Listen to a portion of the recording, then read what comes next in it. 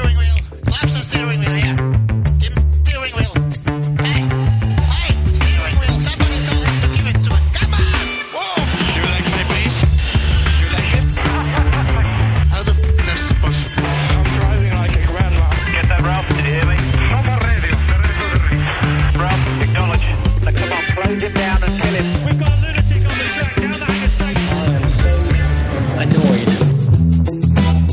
Boys and girls, your attention, please. Hello and welcome back to the Parfume, back inside the Parfume for podcast. Let me try this in English. For podcast number 989. This is Todd. No, Todd, not now.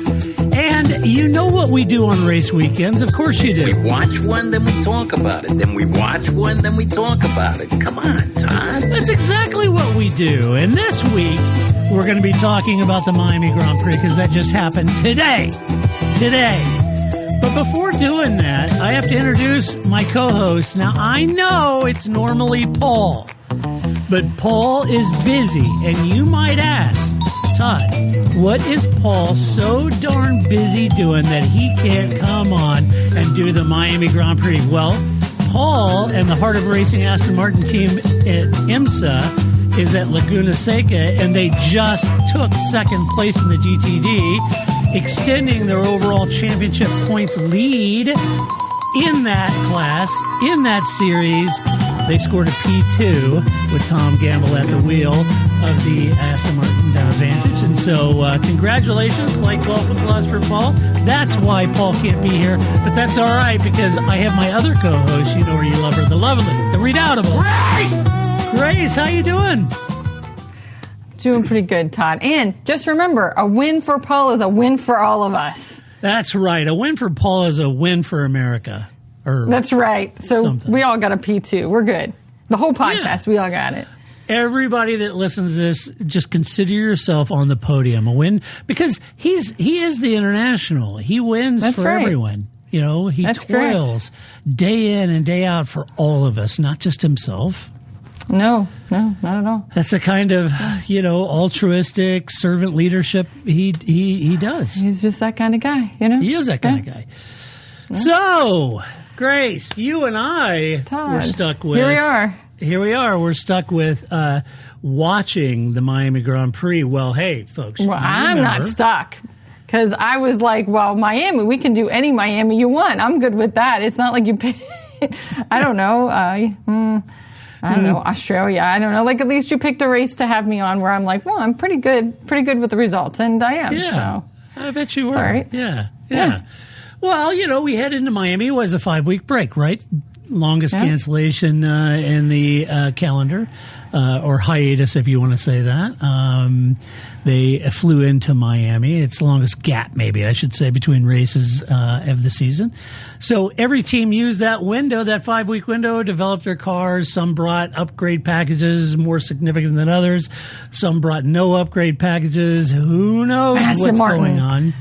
Aston Martin. Yeah, right. And it happened to be Cadillac's home race, and Cadillac made a meal out of that. The new American team arrived at the circuit backed by a wave of local marketing activations and interest. Their first home race in front of a home crowd. I think they did have some upgrades for their car. Sorry. Go ahead. We're off to a great start already. It's like I have no cadence all of a sudden. I don't know. I was just going to say, and the greatest marketing tool known to man, Terry Crews. Right.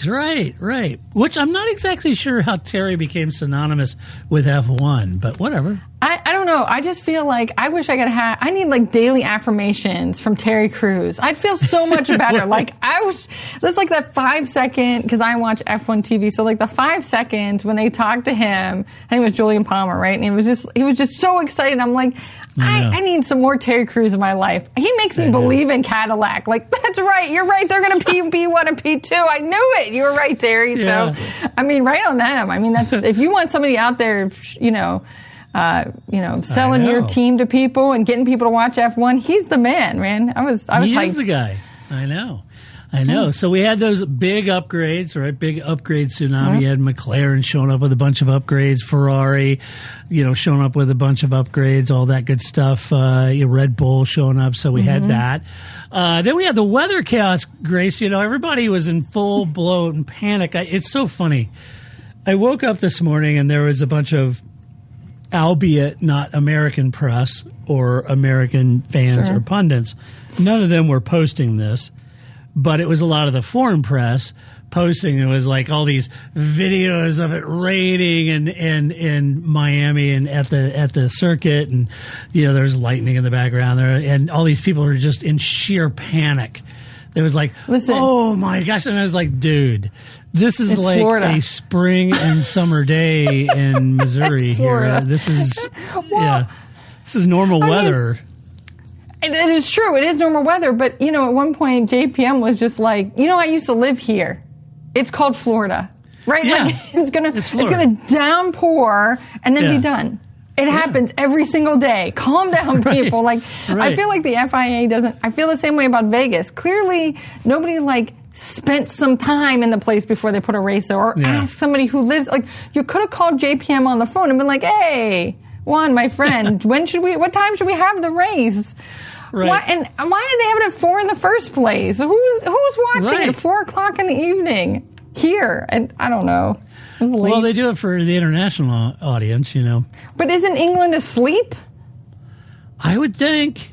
I mean, I guess I'm always used to. Well, the they're olden plus days. 6. It'd be 10 o'clock.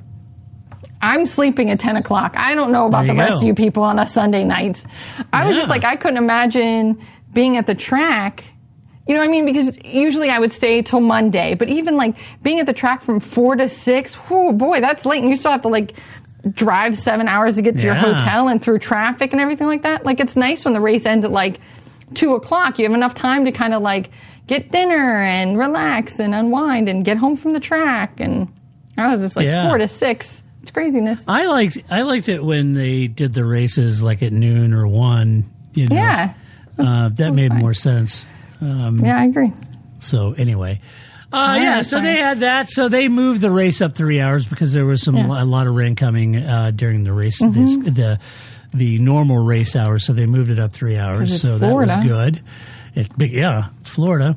Oh, hey, nothing like throwing a little hand grenade into the weekend with Eddie Everywhere. Mohammed bin Sulayem, the FIA president, mind you. He announced during the Miami Grand Prix weekend that Formula One will return to normally aspirated V8 engines by 2030. Sure.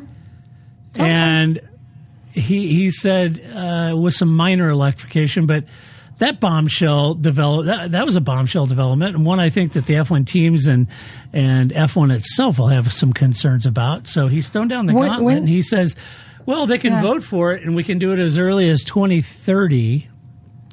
So I'm like, wow. So that means... So I don't think you knew what you just did there, but what you just did is told all the fans that are apoplectic about the current regulations that ain't nothing changing for another 3 or 4 years, right? Right. Well, when does I don't know this answer. I don't know when his presidency ends, because wouldn't it be great if he was reelected, remember? I do, but is he still going to be president in 2030? I don't know. Because I'm just saying, this is what I would do if I was an evil genius, is I'd be like, listen, I know fans, you're not happy, and Domenicali's been out there telling everybody, that that everything's great, but you're not happy. So here's what we're going to do. 2030, we're going to go back to V8s. Isn't that what you all want? Oh, by the way, I'm done in 2020, I'm done in 2029, right? Yeah, right. So right. Just lob it over there for not only other people to now have to deal with, but whoever follows up behind you has to deal with it. Perfect. My job here is done. I've given the fans what they want, and I'm out. There's a whole throng of people that want the regulations to change now. Well, that's not going to happen. Absolutely. Next year they want it to change. Let alone 2030. So whatever. So that we'll see. Yeah, that's pretty great though. That was good. Anyway, all right, let's talk about the race. I'm done. Before you get to the race, I have one other little piece of overall racing deliciousness I'd like to share. So I like, Sure. so first of all, Lauren Meckies, as you may remember, our friend GP was announced that he's going to McLaren in some unknown disclosed position sometime before 2029, right? He'll be there. I like that Lawrence Meckies just dropped that GP is going to be TP. First of all, I love that this should be my new, like, Albon's Cats is like GP to TP watch, right? This is great. It's such a great little, like, phrase.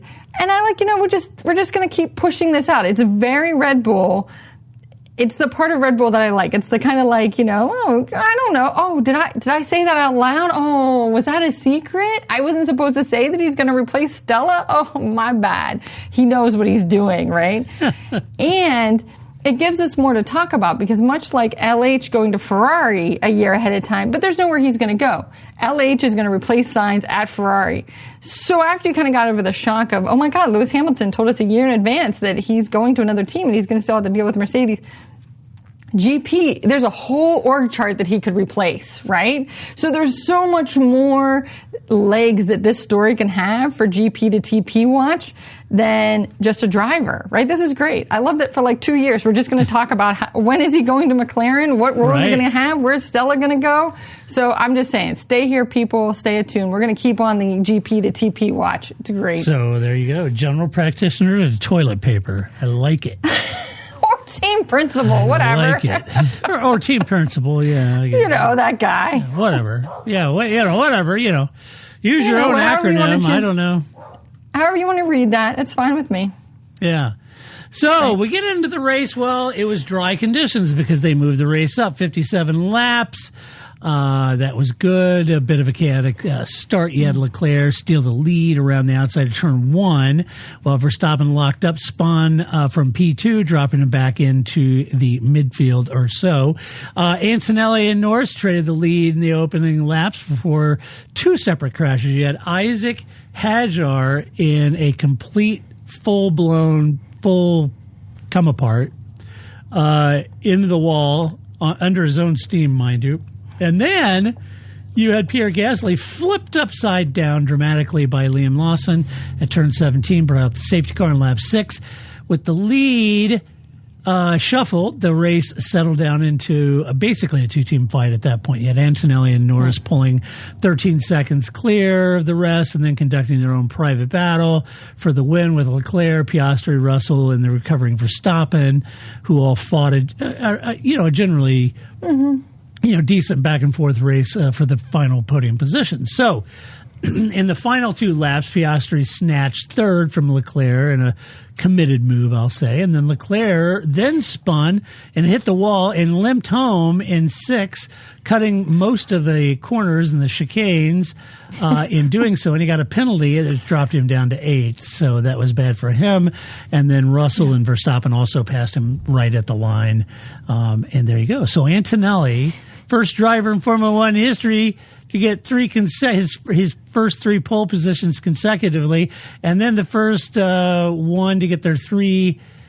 He joined. Let me get this straight. You had Senna, Schumacher, and Kimi got their first 3 poles consecutively, and then it was Damon Hill, Mika Hakkinen, and Kimi that got their first 3 wins consecutive, but Kimi alone is the one who got their first 3 poles and converted those to the first 3 wins consecutively. Right. There you go. Yes. And he's leading by around 20 points in the championship. So yeah. And when I read that sentence, I was like, what? Like, it took me a bit to get my head, cause I guess it's just the way it was written. And I was like, what is different between these 2 sentences, between what Schumacher did and Mika Hakkinen did? It took me, poles versus races. I got it. Now I understand what we're doing. And he's the only person who's done both of those things at the same time. Now I understand. Yeah. Simpler sentences would have helped me out. They tried to write like one really long 20-word, a 20-word long sentence. And I'm like, if you just wrote, he did this period, he did this period, he's the only person who've done these 2 things together, it would have made sense. Short sentences, people. Right. Would have helped me. I agree. So let's jump in and let's talk about how they finished. We're going to start off at the very sharp end of the grid with Mercedes. Third consecutive Grand Prix victory for Mercedes. I would say that the gap between the 2 drivers is now a bit of a storyline within the team. Oh, absolutely. Antonelli delivered another really controlled performance, a terrific race in my opinion.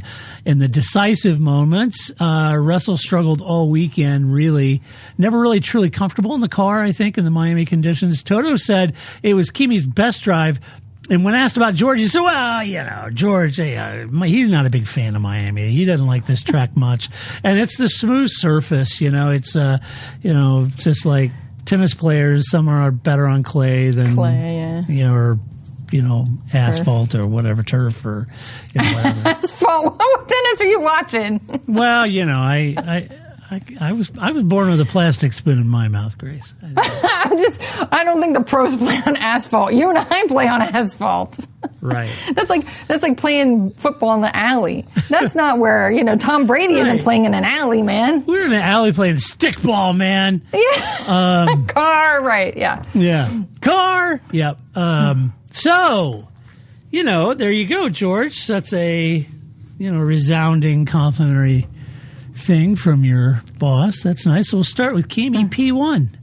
He got away from pole, but Leclerc went around on the outside turn 1. Antonelli yielded rather than risk contact, which I thought was a mature move on his part for a 19-year-old.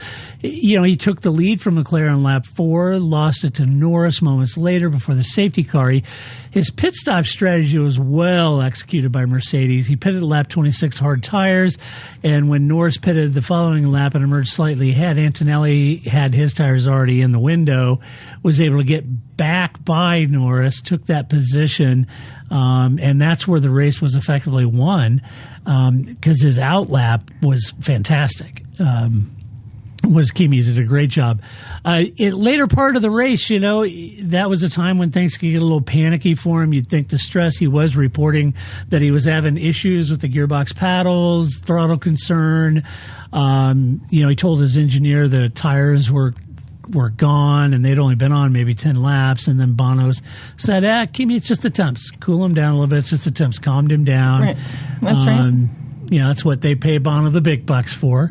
19-year-old leading the world championship, winning under genuine pressure here. Mm-hmm. And I'm telling you, you just makes you wonder if the ceiling's yet visible for this young man. What a fantastic performance.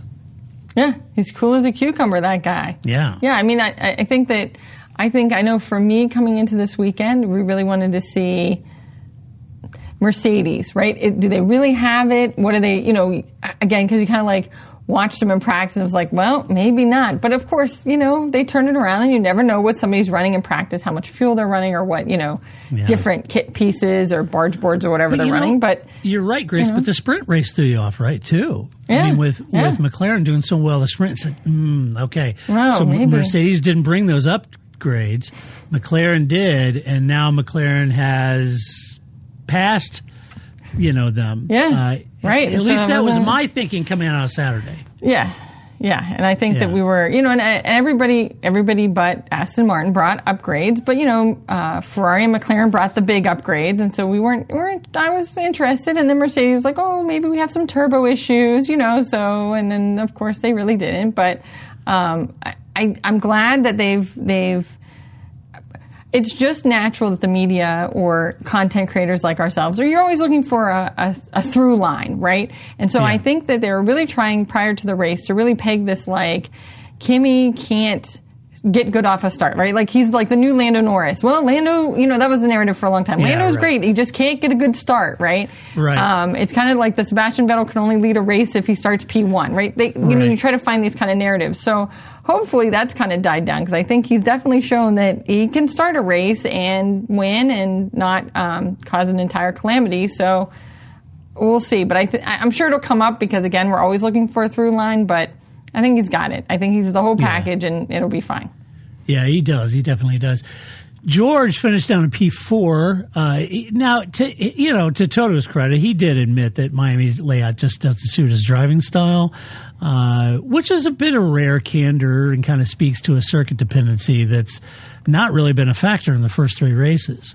He didn't say, well, China or Japan or Australia, those tracks suck and they don't flatter my driving style. He was fine with those. So it's kind of interesting, Miami, that he just doesn't like for a particular reason.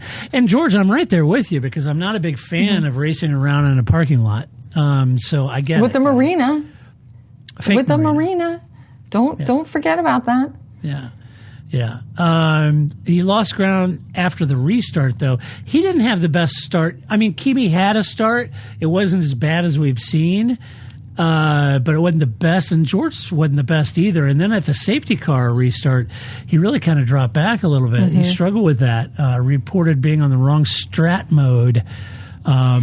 Which is interesting because he raised his team and said, "Hey, I'm in the wrong strat mode. Could you guys please pay attention? I mean, who's watching this crap? Yeah, it's his fault he didn't change it, but you'd think the team would say, hey, George, change your strat mode, right? Yeah. And nobody did. This isn't Ferrari. Right. Get it together, people. Right. You're supposed to tell me, not me tell you. I'm not Carlos Sainz. I'm not the strategist on this team. You're supposed to be telling me I made a mistake. And this weekend, Ferrari failed to ask Charles Leclerc, and Charles chewed their butt about it. Hey, when you're making decisions, could you consult me? I'm still here. Right. I love that. That was a great, another great Leclerc quote. It was. Oh, yeah, it was almost as good as. Must be the water. Let's add that to the words of wisdom. Let's add that to the words of wisdom. Absolutely. Consult me would be good. That's going in the words of wisdom. Yeah. He had some post-race steward investigations. It seems like everybody did. He was clearly the slower Mercedes of the two all weekend, qualifying 4/10 behind Kimi. His gap to the championship leader now in that 20-point range and growing, which is a concern given how quickly this gap can become structural rather than circumstantial. And I would say that George is going to head into Canada with the bit between his teeth. I would imagine he's got to. Well, I mean, first of all, this, George doesn't like Miami was it might as well have been his last name. Just one big run-on sentence. George Russell, he hates Miami. Every time somebody said something he hates Miami. I think that it's not only is it candor by Toto, but it's also CYA. Right? Mm-hmm. Because then if George doesn't have a very good race, I told you, he doesn't like it here. It's not his track, right? We'll see Canada. He likes that much better. It's not his track. So that narrative really kind of stuck. But I would like to say, I'm pretty sure Fernando Alonso would love to hate this track like George Russell hates this track if it meant he could come in P4. Right?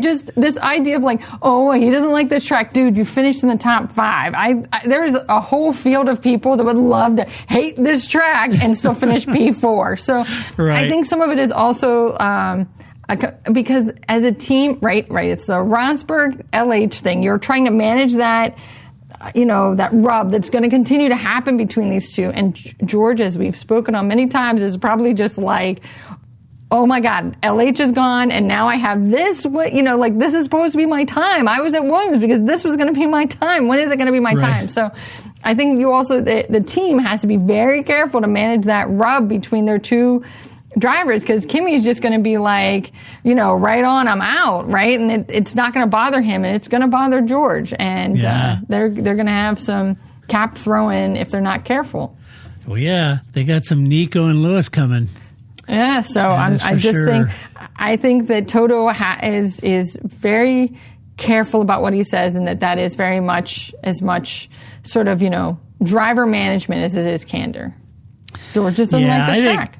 I think deep down Toto doesn't really care what George thinks necessarily. I think he's got his boy Kimi, and I think he's ready to roll. I don't think he personally does. I think he's all in on Kimi. But he still does have another driver, and the stakeholders care, right? So does. I don't think he can completely not care about George. But no, he can't. He can't discount him or ignore him. But it's kind of okay, yeah. We all know that Kimi's his son. Again, Jack is hey, remember me? I'm your son, right? Whatever. Me and Kimi, we have things to do, Jack, later. Yeah. Me and Kimi are going camping this weekend. That's right. Remember me? And I'm your actual child. No, we don't care. Yeah. Let's see. McLaren, Lando Norris P2, Oscar Piastri P3. They made the rest of the podium. McLaren's best Grand Prix result in 2026 so far. The upgrade package delivered, and the sprint was a statement of intent. Yeah. It really was. But the Saturday qualifying pace gap was a bit humbling after the sprint. I was like, okay, wait a minute. You just qualified and won the sprint, and what happened now? So after Friday's dominance, that was a little bit of a head scratcher for me. I couldn't quite figure that out. The team managed the weekend format better than most and came away with their strongest constructors haul of points this season, which is great. But I did think it was an interesting. As I posted on our website on the race review, bottom line is that Lando had a reason to be upset after the race, and it was a missed opportunity. Yeah. And I think that's on McLaren. So Lando, let's talk about him. P2 took sprint pole, won the sprint, and the Grand Prix was genuinely in contention for victory, leading a portion of the race and then spending the final stint within a little over 3 seconds of Antonelli. But his pit stop on lap 27 left him fractionally ahead of Antonelli on track. But Antonelli's tires were warmer and he reclaimed the position. I think was it him or was it Leclerc that had a sticky right front tire during that? That kind of it probably was that. He, after finishing second behind Antonelli for the second time in 4 rounds, he's no longer sort of in the picture for this championship through sheer pace, but more his result in 2026 shows that the car is developing in the right direction, I would think. Yes. It would be more, because, I could argue, and I think a lot of people did after the race, look, they just missed it. They missed the call. They got undercut. They had a slowish stop, and that was basically the difference in the race.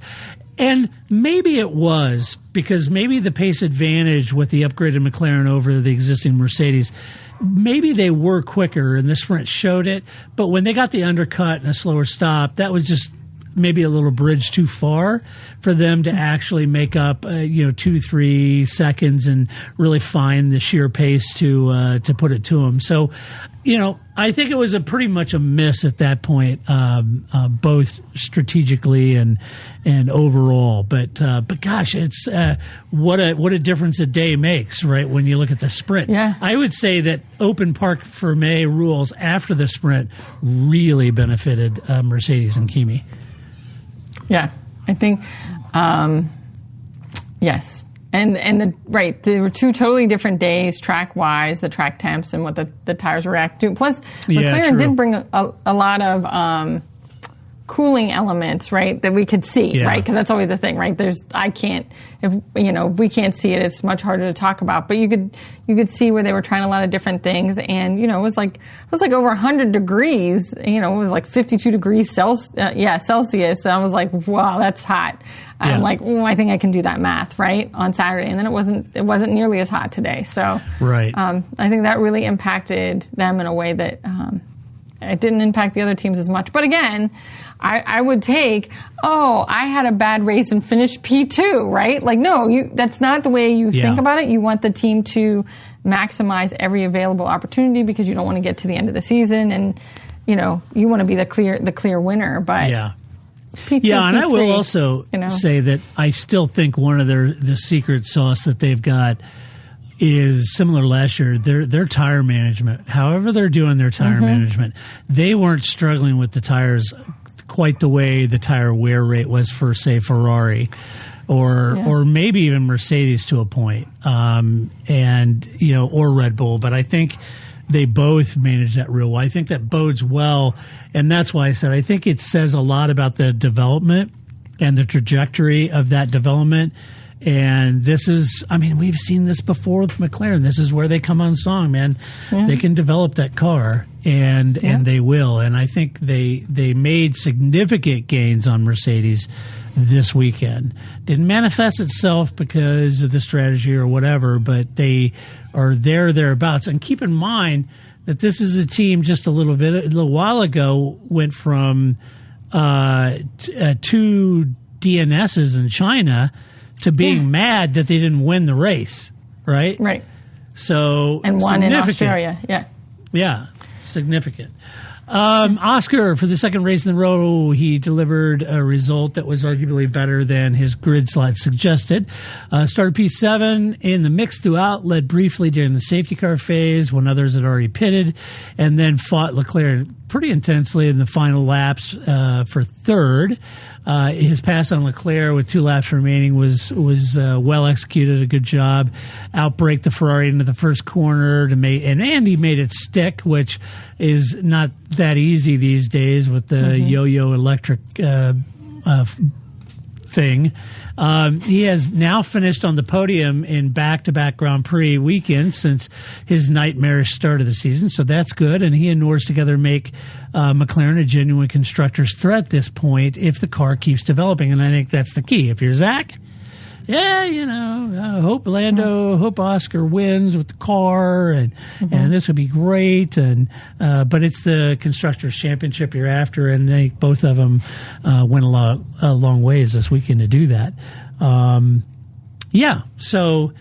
Not all's lost. I did like Oscar's comment. He said, "All right, well, we're safely into Q3." He said, "That's a bold use of the word safely in this context." Yes, I do. I think the more we spend time with Oscar, his sense of humor is hilarious. It is. I do enjoy that he has and in the unboxing he was very funny. Yes, very dry, but it's kind of a rapier wit.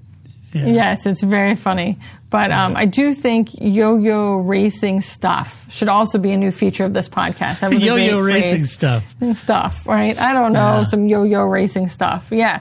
All the top teams, every pass now is a 3-pass thing. Yes. You have the pass, and then you get the repass, and then the pass again. So and not in a way like MotoGP where it's interesting. No. Not where it's interesting. You just know, I pass you, and then you have power, so you repass me. But now I got power, so I'm going to repass you, and then we're both out of power, and I get to hold the position. Right. Really? This is not. Yeah, yo-yo racing stuff. I'm pretty sure that's what it says in the rule book. Yeah, yo-yo racing stuff. Yep. That's it. Dear Eddie Everywhere, we would like to get rid of yo-yo racing stuff. Could you do something, instead of making up craziness, could you actually do something about the current rules that might benefit all of us? But solid day for McLaren. I'm here for that. We're just going to talk about those first 3 races. The season starts at Miami. Starts now. That's right. Yeah, that's right. So your team did great. Good weekend for them. Yeah. Let's see, Red Bull Max in P5 as you are a DNF. The story of Miami for Red Bull is really one of genuine engineering progress mixed with catastrophic weekend management. Right. It was just like, what a... Yeah, the team the team, honestly, they've done a great job. The upgrade package was real, and it was meaningful here. The floor disqualification, the pit lane start, and Verstappen's opening lap spin kind of squandered most of what the engineers had worked their tail off and gained heading into this weekend, unfortunately. Except Verstappen. That spin? What that amazing was guardian nice. angel does that guy have? Or like, how many cat lives do you have? I was just like, how did that happen? A perfect turnaround and hit nobody. Wonderful. Right. Like, what is going Charles on came here? that close, too. Yeah, he almost did it. Like, how did that happen? I don't know. Yeah, it's pretty funny. I thought for sure that was like, oh my God, there goes half the field. Nobody. Amazing. Yeah. Agreed. But I agree. It was a very mixed bag for Red Bull. It was a mixed bag, Grace. Yes, it was. Max up in P5. Spun from P2 at turn 2 on the opening lap in a three-way battle with Antonelli and Leclerc, dropping him back down into the midfield. The recovery, though, was impressive. Working through the field, using the safety car to box for hard tires, came out in P16. Then he building a long-run strategy, which he later said, look, in hindsight, I probably wasn't the right strategy because the hards weren't working great for me. And I really couldn't make very much of it. So, we tried it. Didn't work. In hindsight, it was the wrong strategy, but it is what it is. And he wasn't too down on it, but he said, it wasn't the best. Briefly ran in third in the middle of the race on his extended hard tire stint and was in genuine podium contention until the front runners cycled through their stops, and then the pace gap sort of reasserted itself at that point with fresher tires. He was investigated after the race for crossing the pit line. He got a penalty for that. Did that drop him to 6th? Do I have that wrong, maybe? I can't remember. Anyway, is it important? Not really. They won't remember. No, it's all right. I mean... Here, I'll look. Okay. Did I have him I'll down? fill in the time. 5th. I think I still had him at 5th. What the hell? What the hell? I think it really mostly matters for my fantasy points where he ended up, right? It doesn't matter where he ended matters. up. We're not here to cover the race in that way. No, just my fantasy points. I mean, that was why, like, Mercedes, I was a little nervous because, of course, Flip was like, what do you think Mercedes is going to do? I'm like, they're going to do fine. They'll come in P1 and, like, P3, they'll be fine. They'll split the McLarens or whatever. And then we got through the sprint and I was like, oh, no. Right. What have I done? Oh, no, it was fine. I was like, you should know better than to ask me what I think. I don't have a very good track record of knowing what teams are going to do well. But, yeah, Verstappen, it only matters for my points. Well, yeah. And other people's points. That's right. I still have him in 5th, so. Okay. I think that's where he was. I don't know, folks. Don't hold me to that. That's fine. Qualified in the front row for the first time in 2026. Race pace in the clean air was improved, I thought. They're, light at the end of the tunnel type moments I may agree. have finally become visible for Red Bull, the light. And they just need a clean weekend to convert whatever development progress their engineers have made into actual racing results. Didn't happen this weekend, but not all is lost in my mind. I agree. Yeah. Mm-hmm. And then your boy Isaac. Oh, Isaac Hadjar. Isaac. He started for the pit lane following the post-qualifying floor disqualification, which was brutal for a driver who had done nothing wrong, mind you, and had, in fact, qualified P9 on merit. The floor was 2 millimeters too wide. A technical infringement that falls squarely on the engineering team. So it wasn't his fault when he was out there, bonding carbon fiber, making it whiter. He's welding. He's out there, flips the thing down, out there TIG welding on an extra 2 millimeters. Exactly. Shh, don't tell anyone. The nefarious, evil cheater, Isaac Hadjar. So then he crashed. He hit the wall in turn 14 on the during the first stint. Didn't hit anybody else. Ended his race. Broke his suspension. Slamming the steering wheel. Oh, he was with frustration. At this point in the season, the bad luck at Red Bull is shared equally between both drivers, I might add. Which, would say more systemic issues that the team's facing.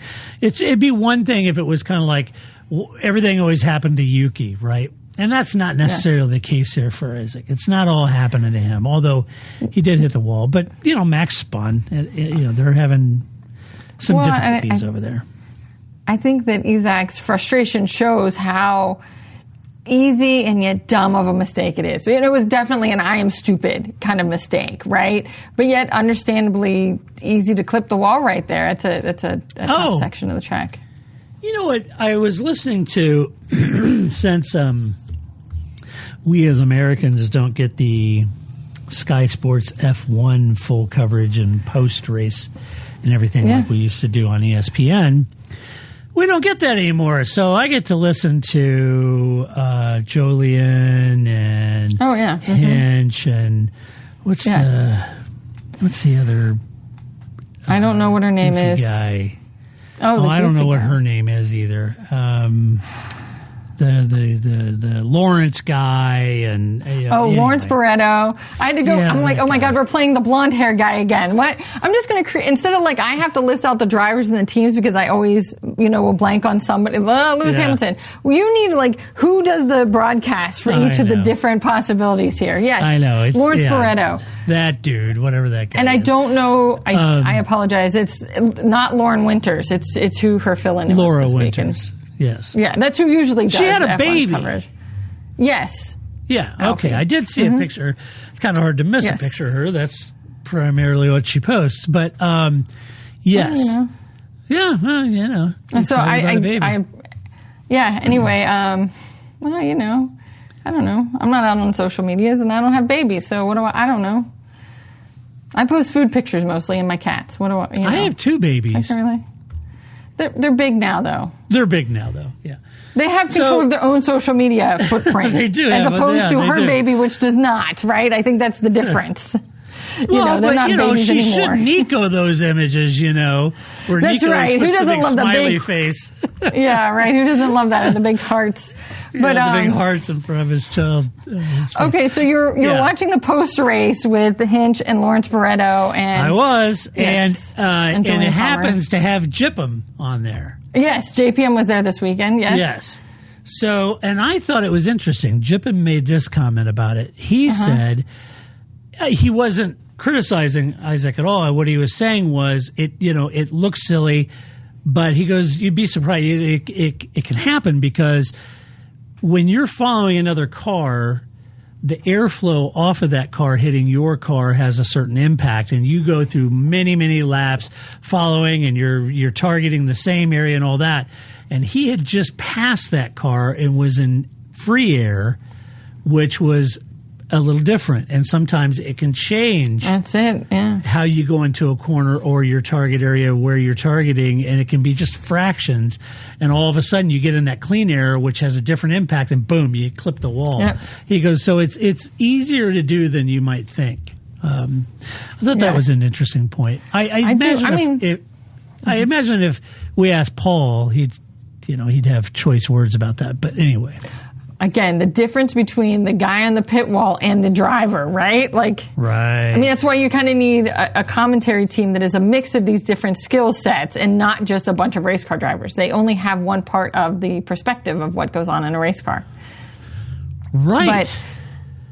But I agree that I think that Hadjar, it was just, I think, whereas we always talk about the second Red Bull seat as being cursed, it's usually because everything is leaned so far towards Max Verstappen.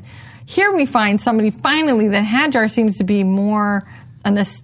Nobody's as good as Max Verstappen. That's not what I'm trying to say. Is that but he's more on the same side of how I like my car is similar to Verstappen. And the team made progress, and that seat is still cursed. So I think it's still that second team is just never going to be successful. It does not matter what they're going to do because Isaac was on par to be very good this weekend, and it just did not work out in his favor. Right. Yeah, I know Max Verstappen. He's no Max Verstappen. Yeah. No, right. I'm just saying that, he's also not, just, cruising around as a, I don't know, Harlem Globetrotter out there, who'd they play? The Senators, right? He's not the Washington Senators out there either. But it just, that second seat just further, you can't get ahead in it. Yeah. He's not Max. Crazy Max was after that, so can't let anybody pass. There you go. All right, next team. This is Enzo Ferrari. Shall we talk about Ferrari? Well, unless you want to skip them, it's up to you. I would love to skip. I would love to because I am just.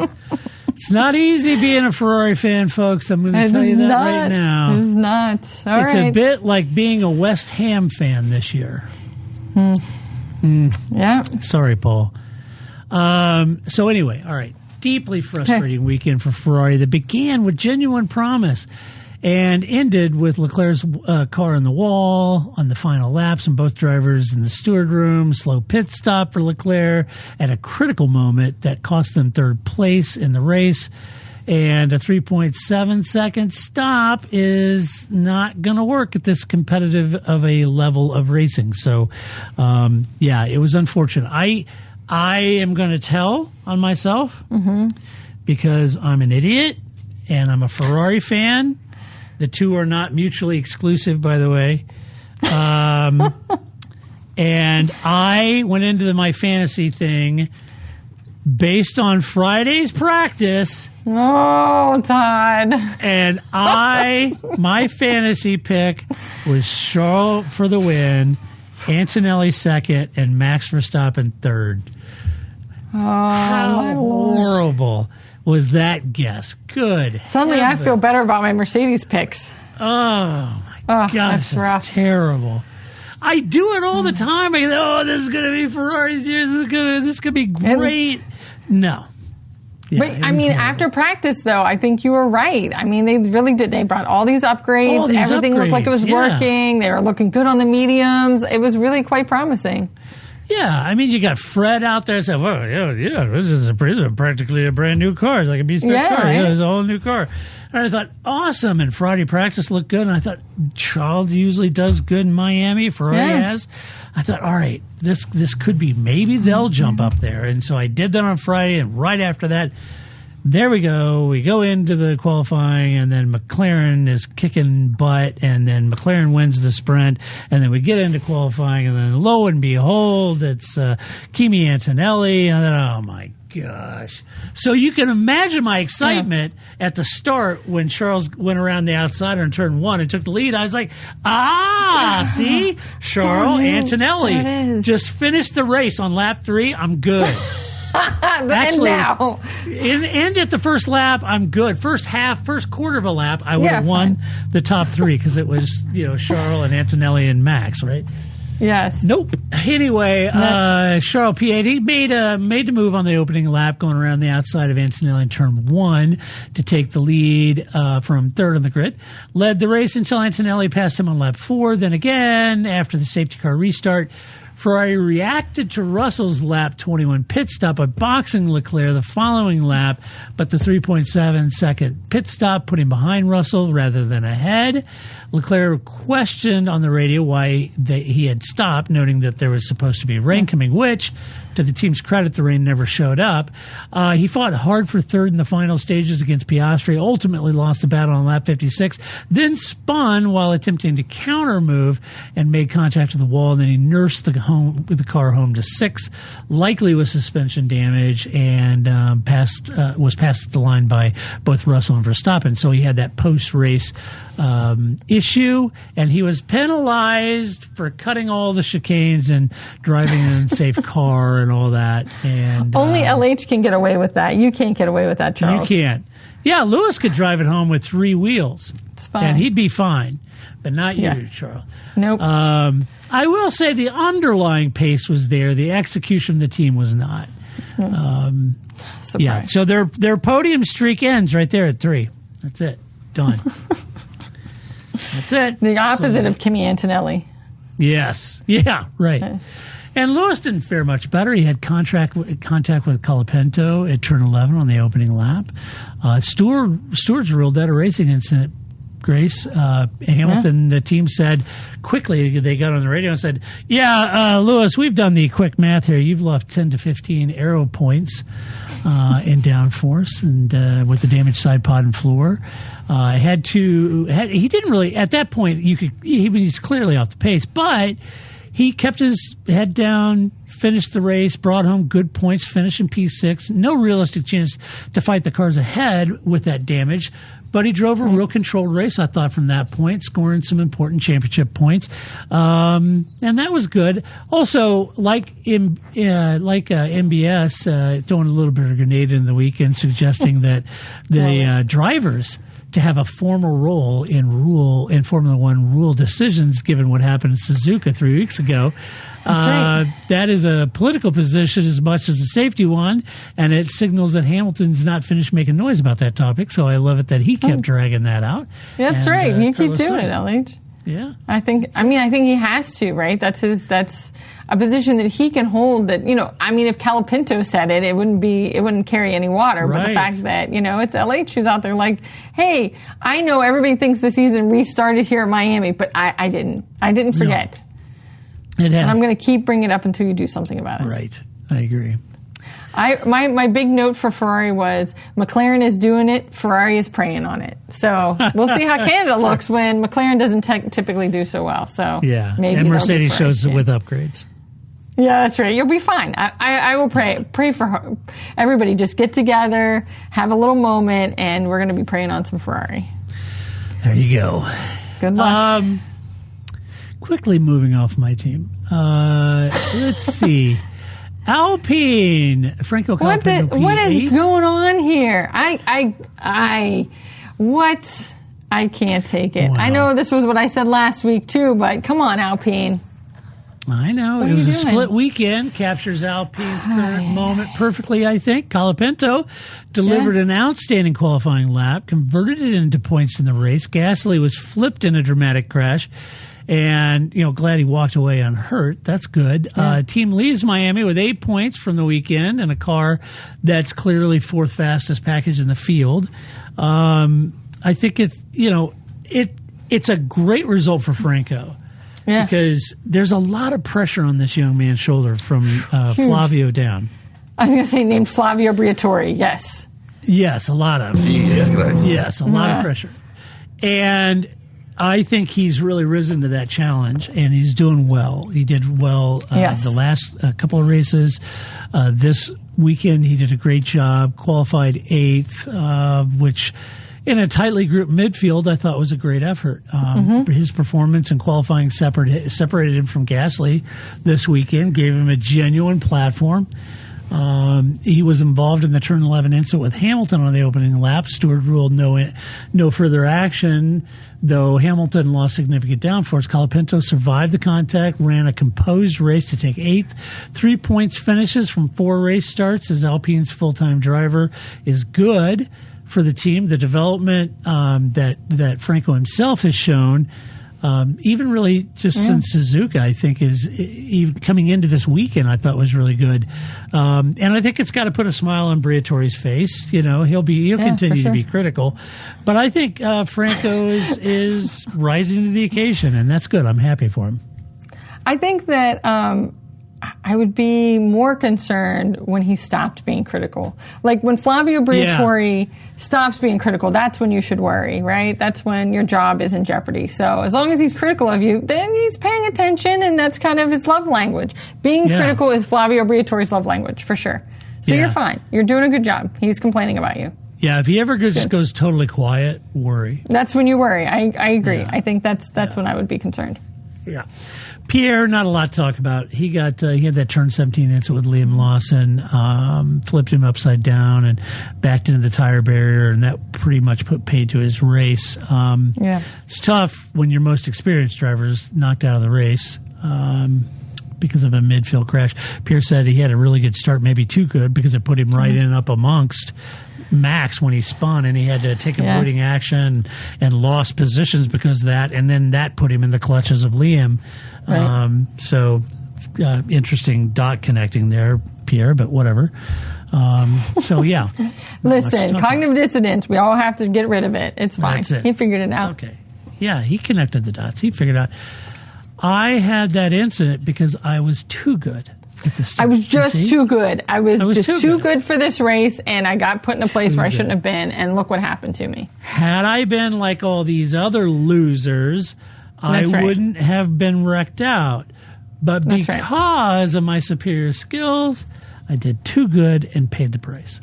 That's correct. Williams, Carlos Sainz P9, Alex Albon a P10. Williams scored points at consecutive Grand Prix weekends for the first time this season. That's good.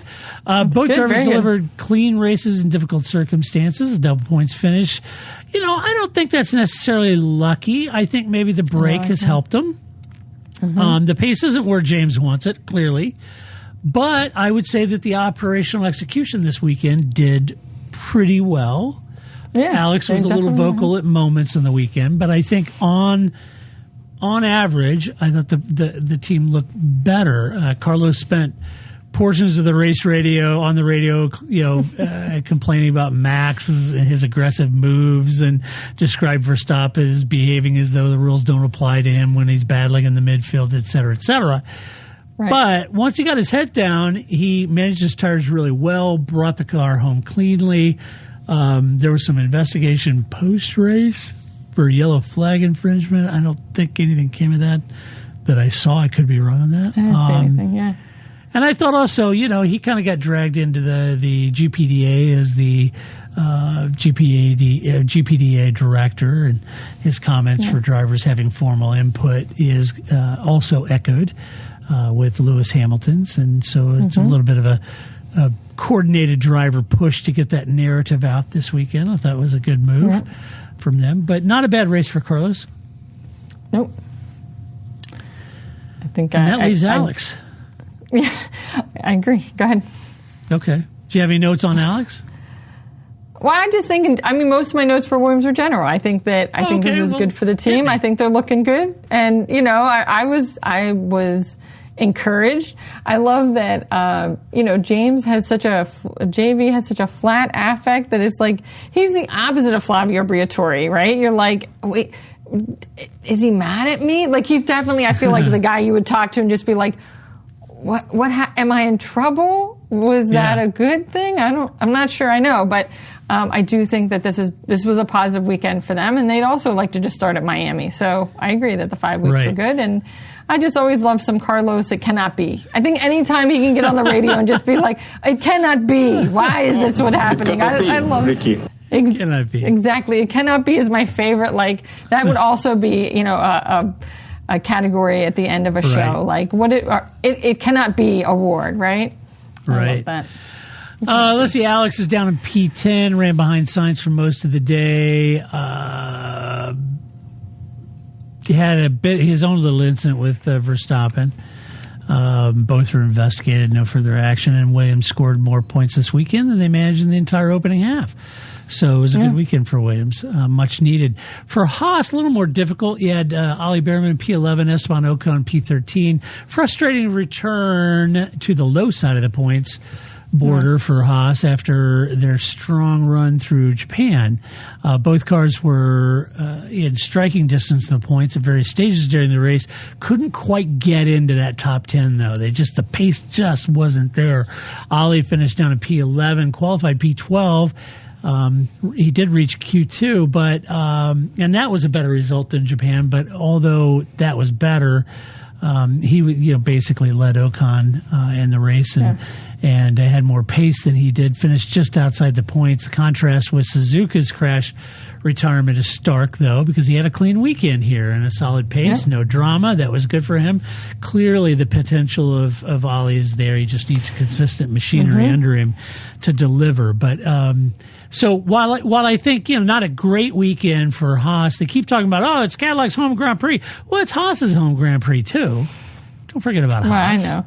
But do they have Terry Crews? They don't. So no, then, and they don't have GM funneling marketing dollars in there like they do NASCAR and right. And IMSA to do all those featurettes on Corvette and all just nonstop General Motors advertising that makes me throw up.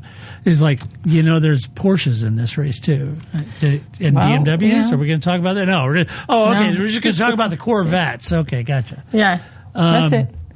So Esteban, P13, fell behind Behrman.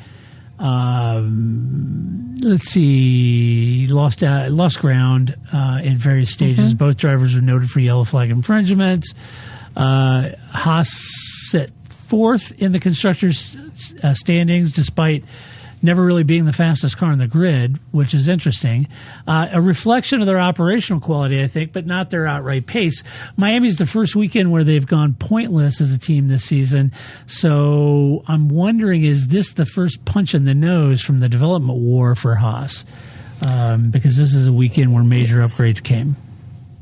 Yes, I think two things for me with Haas. I think one is exactly that I think what Williams has gained has come at Haas's expense, right? Yeah. They're the ones that have now fallen back behind.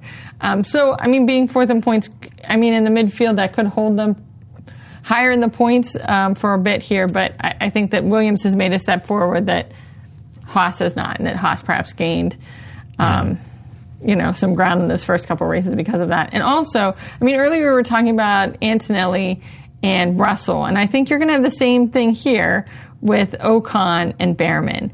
While it is not as noticeable, talked about, they're not at the front of the grid, and Haas under, Komatsu isn't nearly as toxic as it was before. I still think that Behrman is really handing it to Ocon, and that it can't feel great to be Esteban Ocon. Right. In that same sort of way that it can't feel great for George Russell that Kimi Antonelli is doing this, right? So I think the fact that Behrman is able to be so more successful, not so successful, they're still P11 and P13, but more successful consistently than Ocon, that's got to be a little troubling for Esteban. Yeah, agreed. Then we get to Audi. Oh, no, it all went wrong. Oh boy, tough We could weekend. skip this team too if you want. I know. It's, I'm sure they'd prefer that. I love this team, and it just pains me. I know. They had absolute disaster of a weekend. They sure did. Capped off with at least one car getting something across the line for points, which they're trying to do. But Hulkenberg Sprint DNS with flames was followed by the race retirement. Bortoleto, he was disqualified, had a brake fire. Yeah. Started P20, somehow finished P12. I was thinking about the entirety of its weekend. Okay. And I do think that there's a gritty story buried somewhere in there if you look hard enough. I feel like there's a story of you had Alan McNish, first time on the pit wall is the guy. He had some brake fire, engine failure, disqualification with it, those kind of things. But it's pretty big. I just think there's more of a gritty, grinding out. I think they're grinding out the things that need the details that need to be absolutely spot on to be winners. And I think there's more to the entire Audi story this weekend than just meets the eye. So it's basically the Williams. Oh. Do you remember the whole? They were taking too many bar of air pressure in. Right. Interesting. It sounds like they're the story of Williams, right? James Vowles came in. It was a little rough, right? He kind of had to get rid of everything, except they did that in the off season, right? Right. Alan McNish is kind of starting, and we're already in the race season, and he's like, whose Mr. Coffee is this? This isn't going to cut it, trying to get the race team to where it needs to be live in front of us during races. And that's a lot tougher to ask and a lot harder to ask than off season, where you just have little unboxed videos with James where he goes, we're working on it. We're getting out of the, Excel spreadsheets. It'll be okay. And Alan just isn't going to have that. We're going to all see it, and it's going to be pretty ugly. Agreed. Let's see. Racing Bulls over to Limbed, P14, Liam Lawson, DNF. Well, that was tough. Liam they had a weekend. He collided with Pierre Gasly, took both out of the race. Not much to talk about. It's unfortunate because I think Liam was building some momentum through the first 3 rounds. Consistent points. I think that was good. The Racing Bulls seemed to be thereabouts. But this weekend seemed to be a complete reversal of that. You had Arvid starting from the pit lane, fell foul of some seldom invoked sporting regulations about covering your car after qualifying or something. And then no points, but the car in the wall is worse, right? So he didn't do that. His qualifying pace in Japan showed that he belongs there. He's got some serious pace. So he didn't panic. I thought he had a measured race back up to towards the front. He wasn't languishing in the back. But I am curious about the team in general, though. I feel like there's some reliability and stuff. I'm wondering, like Haas, if Red Bull brought a raft of upgrades that Max had, summarily transformed the car. Boy, I'm assuming Racing Bulls didn't bring one because this weekend looked rougher. Now, it could be circuit specific. Maybe this particular track just is, not friendly. Not friendly. Right? Not friendly. Maybe it's not friendly. They got a case of the Georges, right? Yeah, maybe it's just a case of the Georges, right? Who knows? Maybe. But let's hope. I hope so, because if the first 3 races were just a fluke, and much like you were saying, I'd like for the race to end after lap 1. They might like the season to have ended now, and they were doing pretty well. But we'll see in Canada. Maybe it was just a fluke, but I don't know, Racing Bulls. Hope it is. Aston Martin, Alonso P15, Stroll P17, still the slowest car in the field by a significant margin. Honda acknowledged the vibration issues from earlier in the season are improving, but Alonso noted at Thursday press conference that there's still surprises with the car's behavior. Alonso finished a lap down, brought the car home. His frustration with the package is increasingly visible in his public comments, I would say. He's driven in the back half of the grid before, but not in a car that cannot fight with the back half of the grid. This is nuts. Yeah. So this is not what he signed up for. No, it's not what he wanted. Lance, he told the television cameras during an interview that Aston Martin has no downforce, no power, which is damaging summary for the team trying to attract more investors and retain technical talent. I mean, it's accurate, but it's blunt. I mean, but I think, and especially considering over the last 5 weeks, I have never heard as much from Lance Stroll as I had over the spring break. Know. But it's all about how something else is better than Formula One.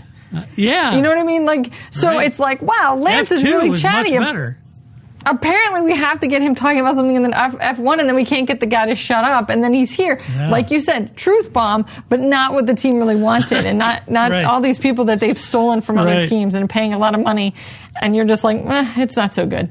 Yeah, that's not what. And it's your son. You know, right? Like it's Alonso. We don't go, Alonso, GP2 engine. That's who he is. But it's Lance. That's a lot harder to just like blow off as it's just the old guy who says things. Right. I'm sure Mike would like to tell him to shut up, but can he?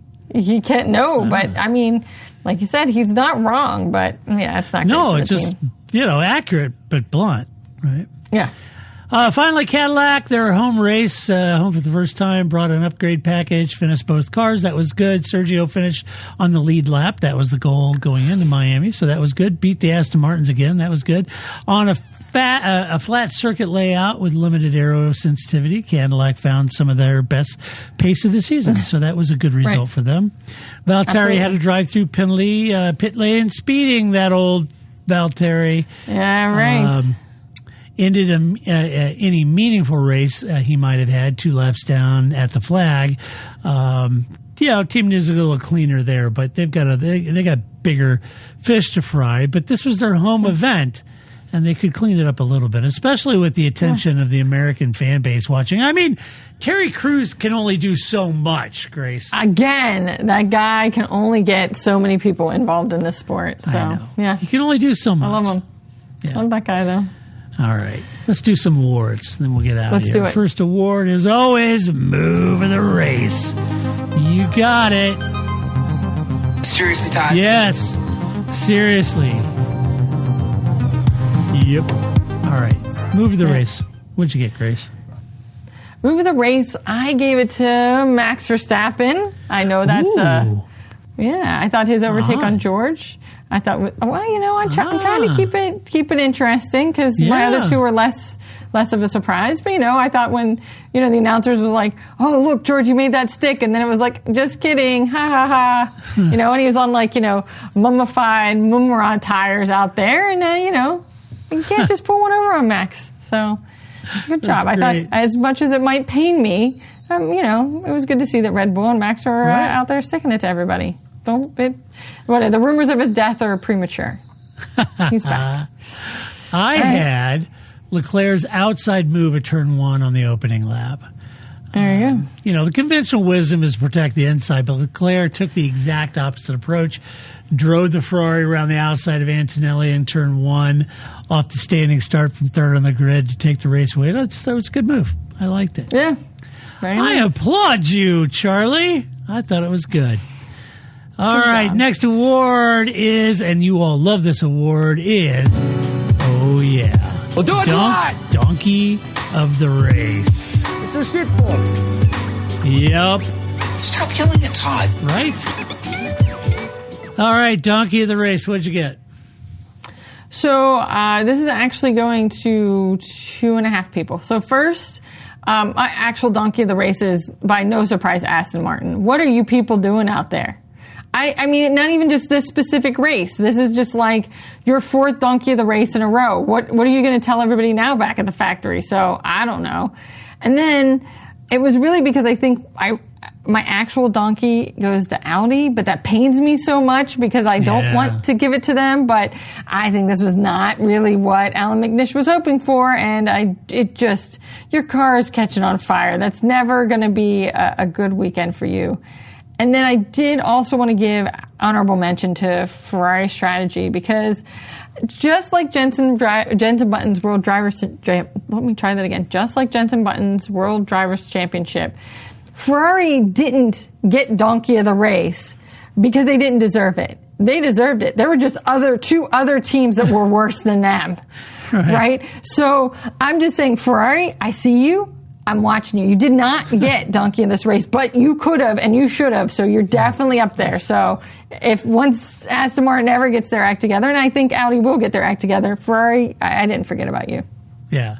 Got my eye on you, Ferrari. I'm watching you, Ferrari. Yes. Mine was the Red Bull's technical compartment. You had Isaac Hadjar, qualified P9 on merit. Then the car that Red Bull themselves described as a major upgrade, so that was good. Then the floor was found 2 millimeters too wide in post-qualifying scrutineering. 2 millimeters, right? Yeah. Red Bull changed the power unit elements of his car overnight, which meant starting from the pit lane, which meant Hadjar's race was effectively over before the lights went out. Yeah. That's great. So yeah, that was a bit of a miss. I'll add that to the list because if Ferrari's strategy isn't bad enough, Red Bull's right there. Yeah, that wasn't good. Then finally, it's Drive of the Race. Internet Lewis. Sit down. Oh, yeah. Okay, Drive of the Race, Grace. I mean, this is the least surprising of all, Kimi Antonelli. I don't know how you can't give it to Kimi Antonelli. I mean, I'm right. I was like, how can you? I was like, oh, try to pick something interesting that seemed like the obvious, but I can't. I mean, the guy's the kid's doing pretty good, and he's super chill about it, which is great. He's just super like, yeah, I won, whatever. I'm doing great. It's cool. So I think that he's got this, and he'll just keep on doing well. So I think you have to go to Antonelli. I agree. Yeah. All right. That's what I gave it. I gave it to Kimi Antonelli, too. He's the man. Yeah. Mm-hmm. That's it. All right. Well, that's what we think about the Miami Grand Prix. But you tell us what you think about the Miami Grand Prix. You can do that by going to theparkferme.com. Share your opinion. Right. And if you, if you like the podcast, give us a good rating on our favorite player. You might as well just go ahead and do a favor if you're watching the video. Right. Just hit all the buttons. The like, follow, bell icon, share. All of them. All of them. Just share. Except for the reporting. You don't need to report us for anything. But all the other buttons. Report us. Yeah, all the other ones you can. And hit those, Follow us on the socials and hit us up. That would be good. A huge thank you. I do got to, at some point, we're getting close to our 1,000th episode. And I'm thinking, yeah, we got to be planning. We may have to do the 1,000th episode like a public broadcasting system marathon, fundraising marathon, because our Patreon support is going down. Oh, no. Yeah, it's getting where it's very difficult to do the podcast. So anyway, I can't wait to see Paul hawking some tote bags. We could get like phones in front of us, and he could be on the phone. Yeah, when right. The phone rings and answers. And he can be in the background answering the phones, writing down things. For your $100 gift or your $25 gift, we're going to send you this stylized TPF logoed stress ball. Yeah, that's right. Because that's how we all feel right now. In a tote bag. Yeah, we'll see what Paul can do. So anyway, but for those patrons that are still there, we thank you so much. We could not and literally would not do this podcast if it weren't for you. So if you've ever thought about supporting us, we would be grateful for it. All right. Yeah. Until next week when we come back and talk about the news and stuff. That's right. We'll have fun. And then for the Canadian Grand Prix, gosh, I hope Paul is back by then. I hope he is. Who knows? When is that going to be? That's going to be... Well, it's going to be on the 25th. Yeah. Yeah. So it's going to be you and me for the next 2 weeks.